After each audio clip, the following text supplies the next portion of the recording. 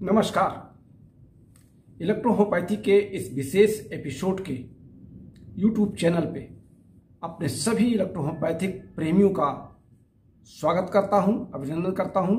मैं हूं आपका प्यारा दोस्त डॉक्टर अनिल श्रीवास्तव, बस्ती, उत्तर प्रदेश से। इससे पहले कि हम आज अपने रोगों की चर्चा पर आपसे आगे बढ़ें, एक बार फिर हम आपसे अनुरोध करेंगे कि अगर आपने अभी भी हमारे इस चैनल को सब्सक्राइब नहीं किया है, लाइक नहीं किया है, तो कृपया सब्सक्राइब करें, लाइक करें और बेल दबाएं, जिससे इलेक्ट्रोहोम्योपैथी में आपकी जो उत्सुकता बनी रहती है वो समय समय पर हमारे साथ आपका समावेश, आपके विचारों का समावेश हमारे साथ होता रहे और हम आपके बीच बने रहें।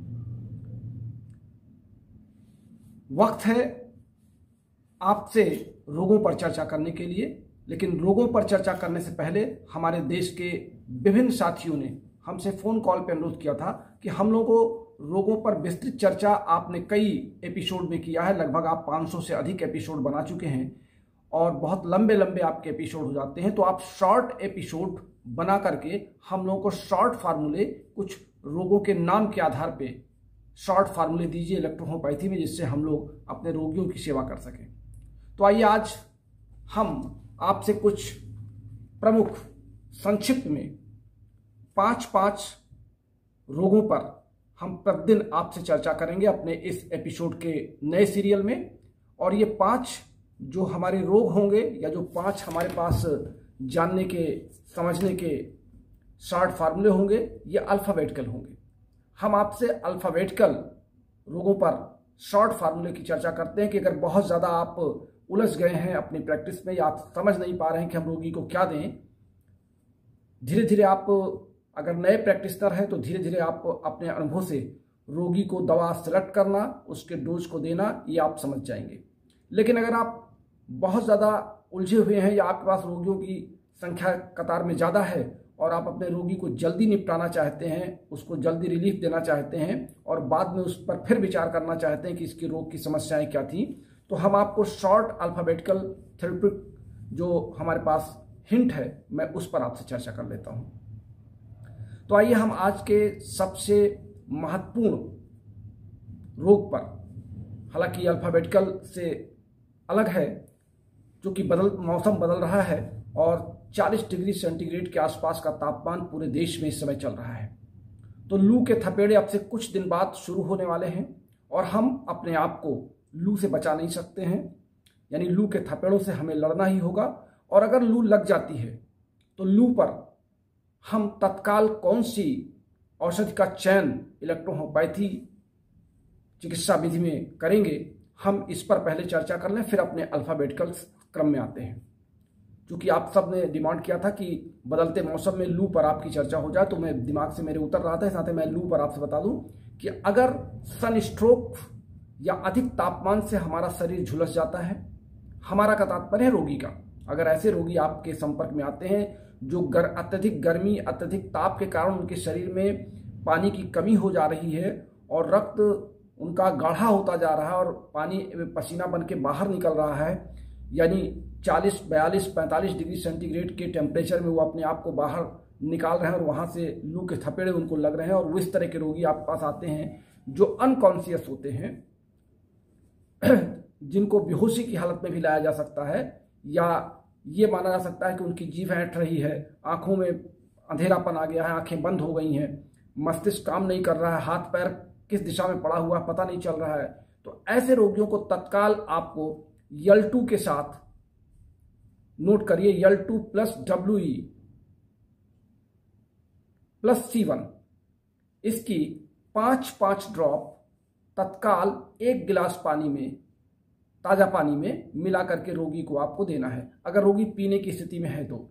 और अगर रोगी पीने की स्थिति में नहीं आ पा रहा है तो पहले उसके मुंह को खोल करके आप चम्मच के माध्यम से उसको सीधे D3 से आप 5 ड्रॉप दे दें और 20 मिनट बाद फिर आप 1 गिलास पानी में मिला करके उसको पिलाएं।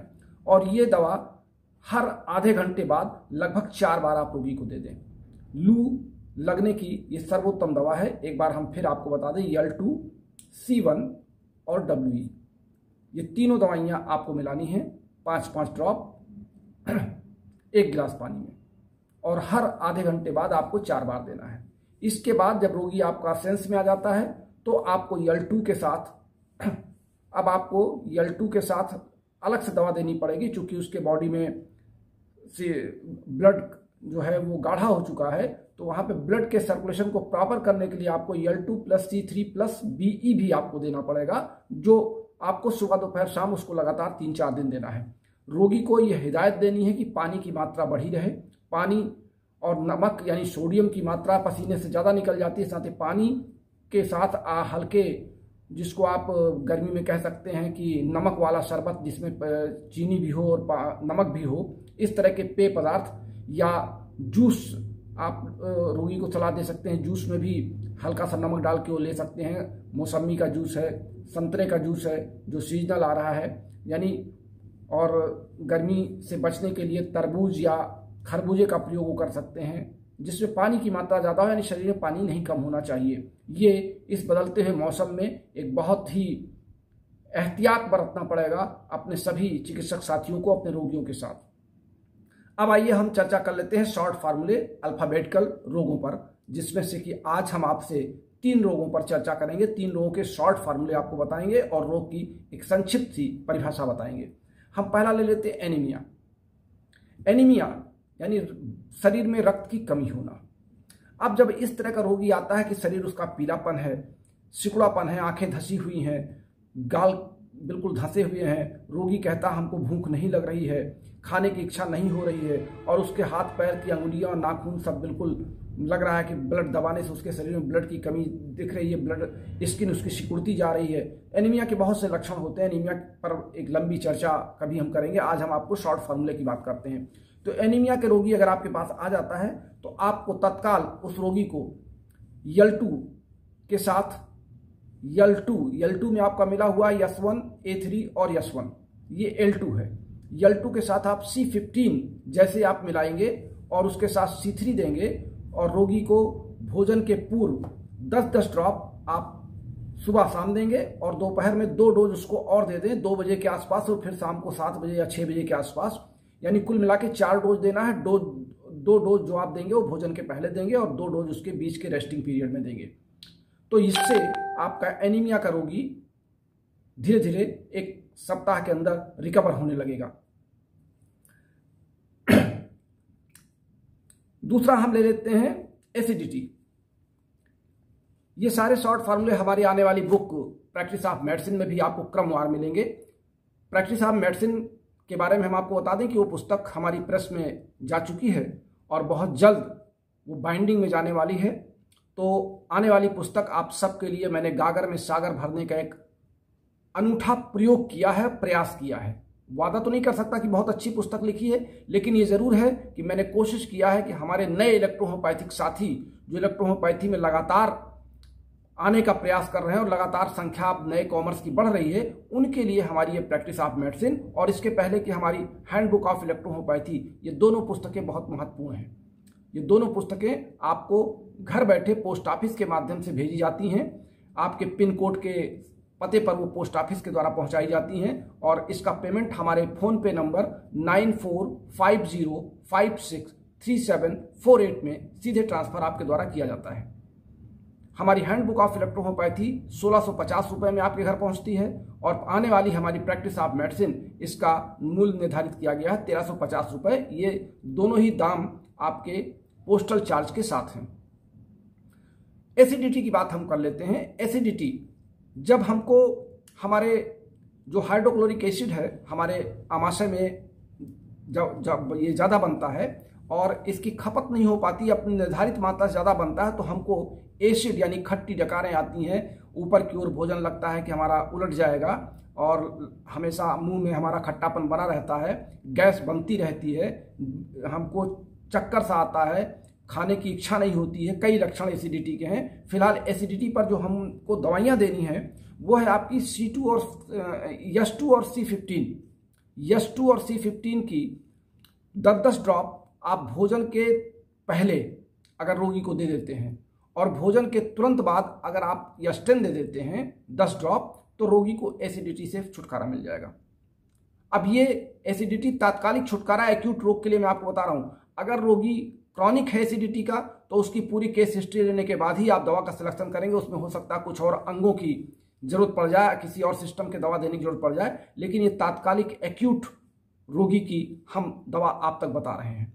एक रोग हम आपको और ले लेते हैं, चूंकि अब हमने आपसे शॉर्ट समय में आने का वादा किया है, तो एक रोग हम जल्दी से आपके ले लेते हैं जिसमें एक्नी, आप जो मुंह से आजकल के युवा साथियों पर के चेहरे पर निकलते हैं, पहले भी निकलते थे, आज भी निकलते हैं, लेकिन आज कल का ये फैशन हो गया है कि जल्द बहुत से प्रकार के ऑइंटमेंट या क्रीम अपने चेहरे को मॉइस्चर बनाए रखना और खान पान में अनियमितता बरतना, जिससे कॉन्स्टिपेशन बना रहता है। विशेष करके महिलाओं में मेंस्ट्रुअल साइकिल का अनियमित हो जाना या मेंस्ट्रुअल साइकिल ठीक न होना, इर्रेगुलर हो जाना, विशेष करके युवा नवयुवतियों में जो 14 से 18 साल और 22 साल के बीच की होती हैं, उनके चेहरों पर दाने निकल आना, या पुरुषों में उन लोगों को, उन युवाओं को या उन जो 18 वर्ष से 22 वर्ष या 23 वर्ष के लोग हैं, 14 साल से बच्चों में, पुरुषों में, ये लोग ऐसे हैं जो आजकल के गुटखा पान तंबाकू का सेवन अधिक कर रहे हैं और पेय पदार्थ का फास्ट फूड फैक्ट का उपयोग ज़्यादा कर रहे हैं। तो ऐसे सारे के सारे जो शरीर की जो एक्स्ट्रा हीट है वो चेहरे के, जिसको सॉफ्ट स्किन कहते हैं, हमने इस पर बहुत लंबी चर्चा की भी है और आपने इसका क्लास भी सुना होगा।